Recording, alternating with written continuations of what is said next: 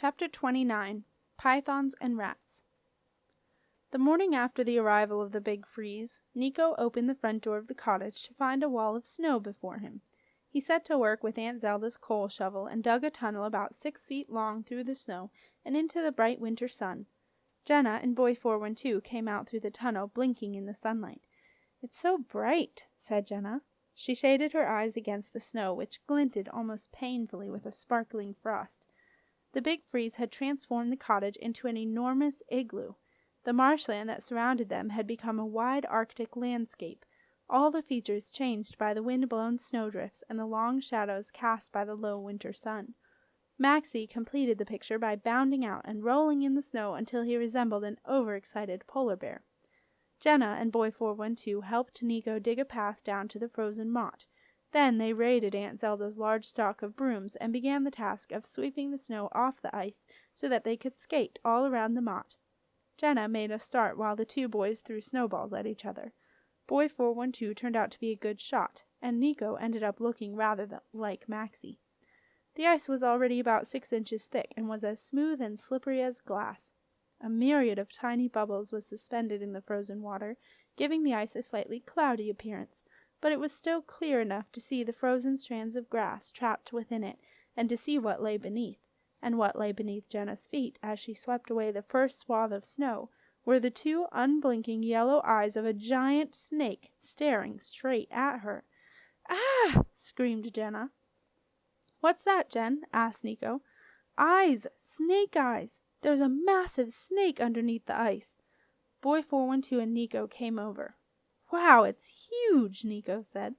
Jenna knelt down and scraped away some more snow. "Look," she said. "There's its tail, right by its head. It must stretch all around the motte." "It can't," Nico disagreed. "It must. I suppose there might be more than one." "Well, there's only one way to find out." Jenna picked up the broom and started sweeping. "Come on, get going," she told the boys. Nico and Boy 412 reluctantly picked up their brooms and got going. By the end of the afternoon they had discovered that there was indeed only one snake. "It must be about a mile long," said Jenna, as they at last got back to where they had started. The marsh python stared at them grumpily through the ice. It didn't like being looked at, particularly by food. Although the snake preferred goats and lynxes, it regarded anything on legs as food, and had occasionally partaken of the odd traveler, if one had been so careless as to fall into a ditch and splash around too much. But generally it avoided the two-legged kind. It found their numerous wrappings indigestible, and it particularly disliked boots.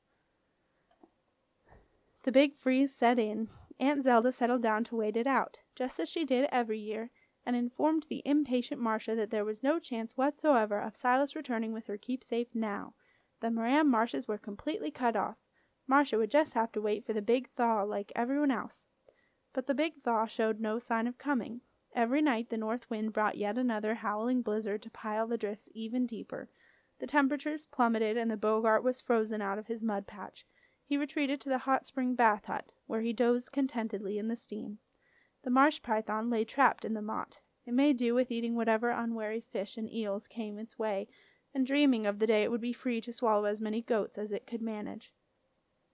Nico and Jenna went skating. At first they were happy to circle around the iced-up motte and irritate the marsh python, but after a while they began to venture into the white landscape of the marsh. They would spend hours racing along the frozen ditches, listening to the crackle of the ice beneath them, and sometimes to the mournful howl of the wind as it threatened to bring yet another fall of snow. Jenna noticed that all the sounds of the marsh creatures had disappeared. Gone were the busy rustlings of the marsh voles and the quiet splishings of the water snakes. The quake ooze brownies were safely frozen far below the ground, and made not a single shriek between them, while the water nixies were fast asleep, their suckers frozen to the underside of the ice, waiting for the thaw. Long, quiet weeks passed at Keeper's Cottage, and still the snow blew in from the north. While Jenna and Nico spent hours outside skating and making ice slides around the motte, Boy 412 stayed indoors. He still felt chilled if he stayed out for any length of time. It was as if some small part of him had not yet warmed through from the time he had been buried in the snow outside the wizard tower. Sometimes Jenna sat with him beside the fire. She liked Boy 412, although she didn't know why, seeing as he never spoke to her. She didn't take it personally, as Jenna knew he had not uttered a word to anyone since he had arrived at the cottage. Jenna's main topic of conversation with him was Petrock Trelawney, who Boy 412 had taken a liking to. Some afternoons Jenna would sit on the sofa beside Boy 412 while he watched her take the pet rock out of her pocket. Jenna would often sit by the fire with Petrock, as he reminded her of Silas. There was something about just holding the pebble that made her sure Silas would come back safely. "Here, you hold Petrock," Jenna would say, putting the smooth gray pebble into Boy 412's grubby hand. Petrock Trelawney liked Boy 412. He liked him because he was usually slightly sticky and smelled of food. Petrock Trelawney would stick out his 4 stumpy legs, open his eyes, and lick Boy 412's hand. He'd think, not bad. He could definitely taste eel, and was there a hint of cabbage lingering as a subtle aftertaste? Petrock Trelawney liked eel and would give Boy 412's palm another lick. His tongue was dry and slightly rasping, like a minute cat's tongue, and Boy 412 would laugh. It tickled. "He likes you," Jenna would smile. "He's never licked my hand." There were many days when Boy 412 just sat by the fire reading his way through Aunt Zelda's stock of books, immersing himself in a whole new world. Before he came to Keeper's Cottage, Boy 412 had never read a book. He had been taught to read in the young army, but had only ever been allowed to read long lists of enemies, orders of the day, and battle plans. But now Aunt Zelda kept him supplied with a happy mixture of adventure stories and magic books, which Boy 412 soaked up like a sponge. It was on one of these days, almost 6 weeks into the big freeze, when Jenna and Nico had decided to see whether they could skate all the way to the port, that Boy 412 noticed something. He already knew that every morning, for some reason, Aunt Zelda lit 2 lanterns and disappeared into the potion cupboard under the stairs. At first, Boy 412 had thought nothing of it. After all, it was dark in the potion cupboard, and Aunt Zelda had many potions to tend. He knew that the potions that needed to be kept in darkness were the most unstable and required constant attention. Only the day before, Aunt Zelda had spent hours filtering a muddied Amazonian antidote that had gone lumpy in the cold. But what Boy 412 noticed this particular morning was how quiet it was in the potion cupboard, and he knew that Aunt Zelda was not generally a quiet person. Whenever she walked past the preserve pots, they rattled and jumped, and when she was in the kitchen, the pots and pans clanged and banged. So how, wondered Boy 412, did she manage to be so quiet in the small confines of the potion cupboard, and why did she need 2 lanterns? He put down his book and tiptoed over to the potion cupboard door. It was strangely silent, considering it contained Aunt Zelda in close proximity to hundreds of little clinky bottles. Boy 412 knocked hesitantly on the door. There was no reply. He listened again. Silence. Boy 412 knew he should really just go back to his book, but somehow thaumaturgy and sortilege, why bother, was not as interesting as what Aunt Zelda was up to, so Boy 412 pushed open the door and peered in. The potion cupboard was empty.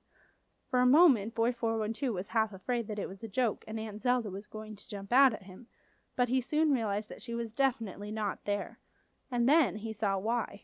The trapdoor was open, and the musty, damp smell of the tunnel that Boy 412 remembered so well drifted up to him. Boy 412 hovered at the door, uncertain of what to do.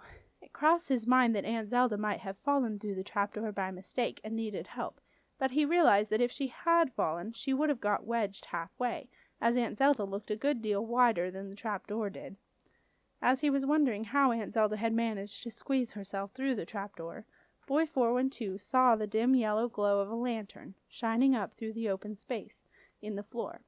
Soon he heard the heavy tread of Aunt Zelda's sensible boots on the sandy floor of the tunnel, and her laborious breathing as she struggled up the steep incline toward the wooden ladder. As Aunt Zelda started to heave herself up the ladder, Boy 412 silently closed the cupboard door and scuttled back to his seat by the fire. It was quite a few minutes later when an out-of-breath Aunt Zelda poked her head out of the potion cupboard, a little suspiciously, and saw Boy 412 reading Thaumaturgy and Sortilege, why bother, with avid interest. Before Aunt Zelda had time to disappear back into the cupboard, the front door burst open. Nico appeared with Jenna closely following. They drew down their skates and held up what looked like a dead rat. "Look what we found," said Jenna. Boy 412 pulled a face. He didn't like rats. He'd had to live with too many of them to enjoy their company. "Leave it outside," said Aunt Zelda. "It's bad luck to bring a dead thing across the threshold unless you're going to eat it, and I don't fancy eating that." "It's not dead, Aunt Zelda," said Jenna. "Look." She held out the brown streak of fur that Aunt Zelda should inspect. Aunt Zelda poked at it warily. "We found it outside that old shack," said Jenna. "You know the one, not far from the port at the end of the marsh. There's a man there who lives with a donkey, and a lot of dead rats in cages. We looked through the window. It was horrible. And then he woke up and saw us. So me and Nico went to run off, and we saw this rat. I think he just escaped. So I picked him up and put him in my jacket, and we ran for it. Well, skated for it. And the old man came out and yelled at us for taking his rat. But he couldn't catch us, could he, Nico?" "No," said Nico, a man of few words. "Anyway, I think it's the message rat with a message from Dad," said Jenna. "Never," said Aunt Zelda. "That message rat was fat." The rat in Jenna's hands let out a weak squeak of protest. "And this one," said Aunt Zelda, poking the rat in the ribs, "is as thin as a rake. Well, I suppose you had better bring it in, whatever kind of rat it may be." And that is how Stanley finally reached his destination, nearly 6 weeks after he had been sent out from the rat office. Like all good message rats, he had lived up to the rat office slogan, "Nothing stops a message rat." But Stanley was not strong enough to deliver his message. He lay feebly on a cushion in front of the fire while Jenna fed him pureed eel. The rat had never been a great fan of eel, particularly the pureed variety, but after 6 weeks in a cage drinking only water and eating nothing at all, even pureed eel tasted wonderful. And lying on a cushion in front of a fire, instead of shivering at the bottom of a filthy cage, was even more wonderful, even if Bert did sneak in the odd peck when no one was looking. Marcia did the "Speak Ratus Ratus" command after Jenna insisted on it, but Stanley uttered not a word as he lay weakly on his cushion. "I'm still not convinced it's the message rat," said Marcia, a few days after Stanley had arrived and the rat had still not spoken. "That message rat did nothing but talk, if I remember rightly, and a load of drivel most of it was, too." Stanley gave Marcia his best frown, but it passed her by. "It is him, Marcia," Jenna assured her. "I've kept loads of rats, and I'm good at recognizing them. This one is definitely the message rat that we had before."